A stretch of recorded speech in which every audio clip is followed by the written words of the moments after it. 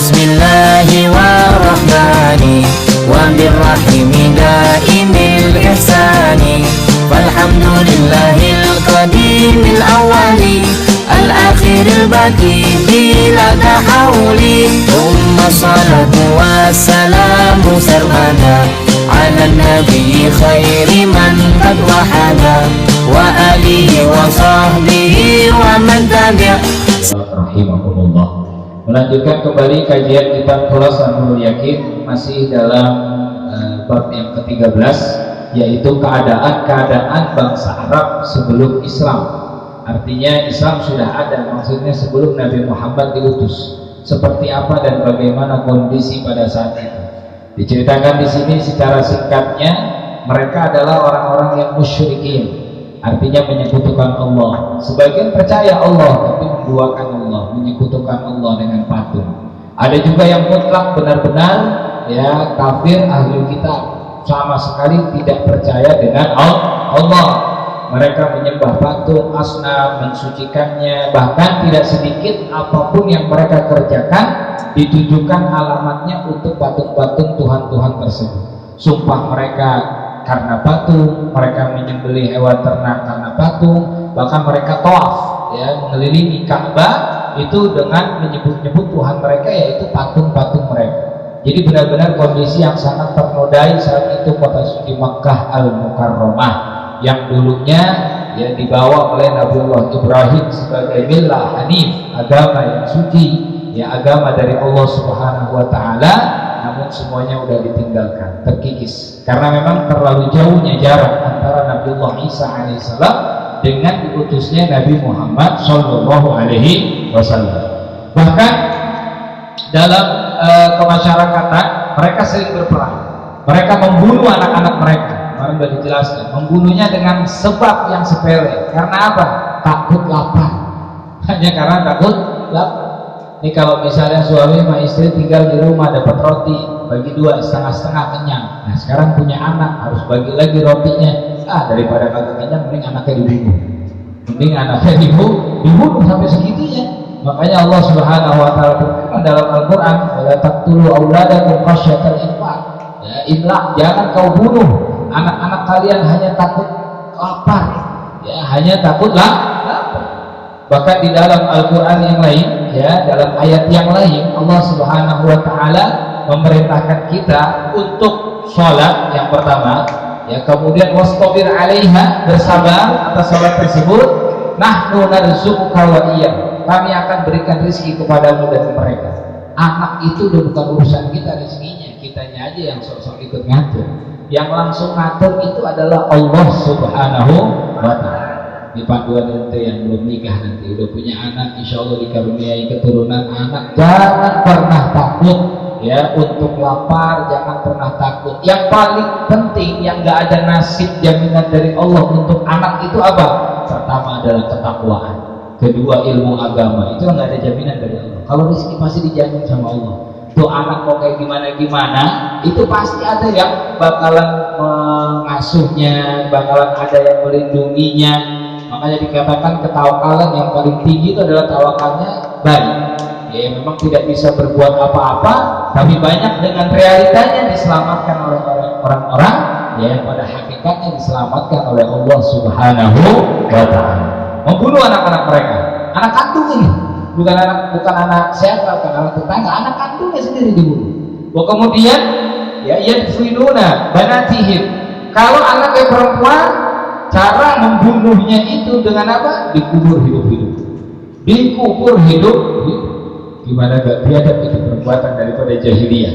Khasyatal 'ar wal 'aib, karena takut dengan cacat dan aib saja. Jadi buat mereka itu satu kebanggaan memang kalau memiliki keturunan laki-laki. Makanya saat meninggalnya daripada putra-putra Nabi SAW, Rasulullah pertama kali berumah tangga dengan Sayyidah Khadijah dikaruniai Sayyidatuna Zainab. Ya, Sayyidatuna Zainab. Yang tuh harus apa nih putra-putri Nabi nih? Ya, ada berapa semua anak Nabi? Ada berapa? Ada berapa? 7. Ya, yang pertama Sayyidatuna Zainab. Kemudian lahir lagi menyusul Ummu Kulsum, menyusul lagi Ruqayyah. Ada yang mengatakan Ruqayyah dulu baru adiknya Ummu Kulsum. Baru yang keempat lahir Sayyidatuna Fatimah radhiyallahu taala anha. Ya, itu 4 berurutan. Rasulullah punya anak perempuan 4. Rasulullah nggak dikubur, ya, menjadikan satu uswah, qudwah, contoh bahwasanya memiliki anak perempuan itu menjadi suatu kehormatan. Bahkan Rasulullah jaminkan siapa orang tua yang memiliki anak perempuan 3 atau 2 minimal, insya Allah akan masuk surga. Wah, itu keutamaan memiliki anak perempuan. Setelah itu baru lahir putra-putra Nabi. Yang pertama adalah Qasim, ya, dari kalangan putra maksudnya Qasim. Kemudian yang kedua Abdullah, yang ketiga baru Ibrahim. Jadi 4 tambah 3 7. Ya, semua putra-putri Nabi ada tuh. Namun dengan qadarullah, takdir dari Allah yang laki-laki meninggal semua di saat kecil. Disitulah Nabi selalu diejek, ya, selalu Nabi diejek dengan sebutan abtar. Baru turunlah firman Allah surat Al-Kautsar, inna a'tainakal kautsar fasalli li rabbika wanhar inna syani'aka wal abtar. Yang abtar itu justru mereka yang mengejek engkau ya Muhammad. Rasulullah mendapatkan anugerah kemuliaan besar nanti di akhirat, yaitu Al-Kautsar. Al-Kautsar ada yang mengatakan kata ulama tafsir, pertama nikmat yang banyak, yang kedua adalah satu telaga suci di dalam surga yang sifat airnya abyad minal laban, lebih putih dari susu, ya, lebih putih dari susu, ahla minal asal, lebih manis dari madu. Man syariba minhu lam yadhma abada. Siapa yang meminum dari telaga Kautsar atau telaga Haud tidak akan kehausan selama-lamanya. Mudah-mudahan Allah izinkan kita minum di telaga Kautsar. Sudah jaminan surga. Nah, jadi anak perempuan dikubur hidup-hidup.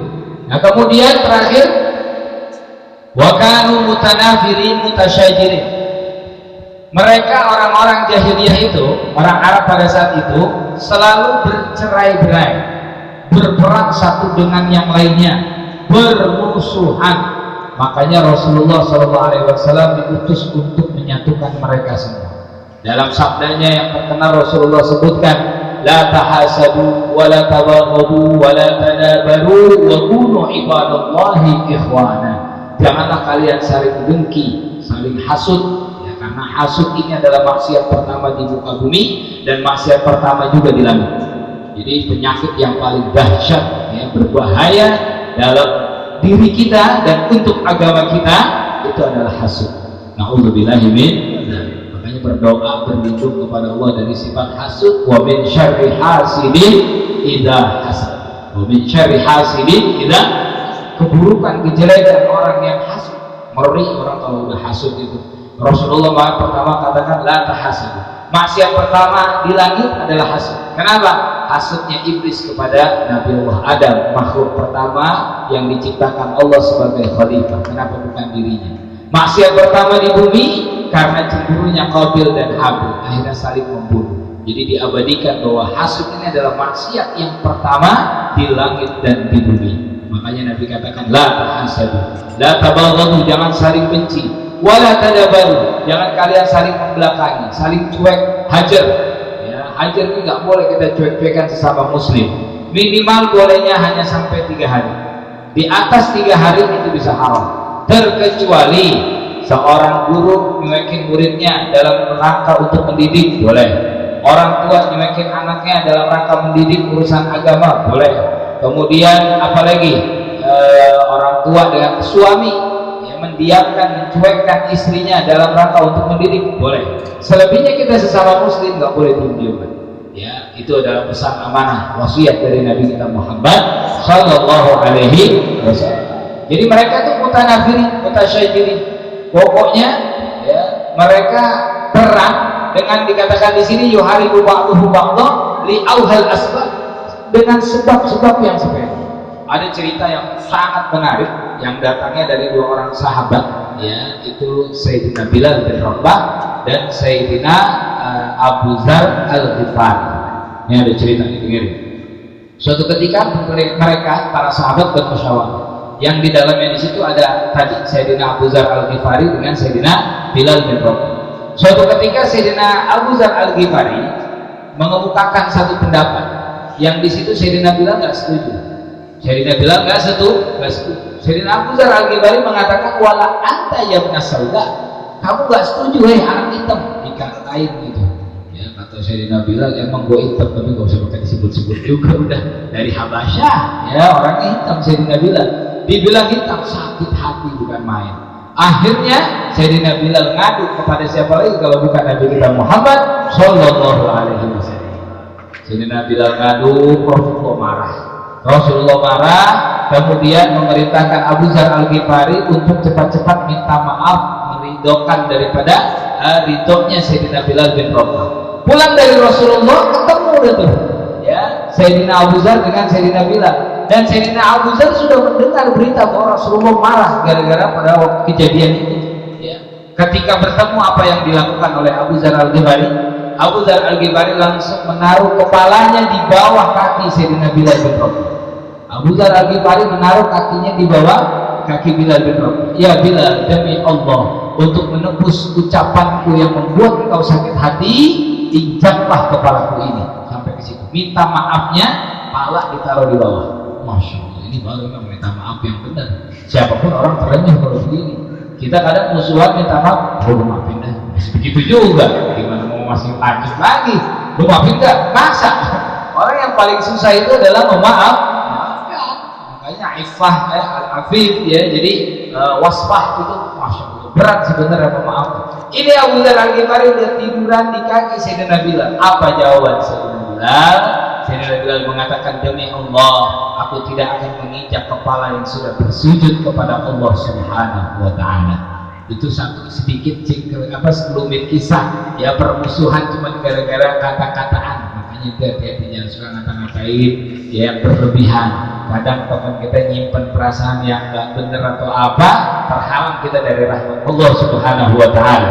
Tadi ada lewat ceritanya, Sayyidina Abu Dzar Al-Ghifari seperti tak dipanggil sama Rasulullah, nangis di hadapan Rasulullah. Ini sebelum ketemu Sayyidina Bilal tuh, Sayyidina Abu Dzar dibilang apa sama Rasulullah? Ini kaitannya, ya Abu Dzar, innaka mru'un fikal jahiliyah, sesungguhnya di dalam dirimu masih terdapat sisa-sisa sifat jahiliyah. Nangis lagi, tambah nangis. Makanya Abu Dzar saking takutnya itu dengan perkataan Rasulullah, buru-buru nyari Sayyidina Bilal, ketemu di jalan, langsung menaruh kepalanya di bawah kaki Sayyidina Bilal bin Rabah radhiyallahu ta'ala anhu. Masya Allah ya, ini akhlak ya para sahabat yang dididik oleh Nabi kita Muhammad SAW. Makanya kita jaga ya, kita pemuda-pemuda antum. Kenapa sih Rasulullah nyuruh kita jangan sampai hasut, saling benci, jangan sampai saling membohongi, membelakangi, cuek? Karena itu semua adalah kehidupan surga. Karena itu semua adalah kehidupan surga. Di dalam surga nggak ada hasut, dalam surga nggak ada benci.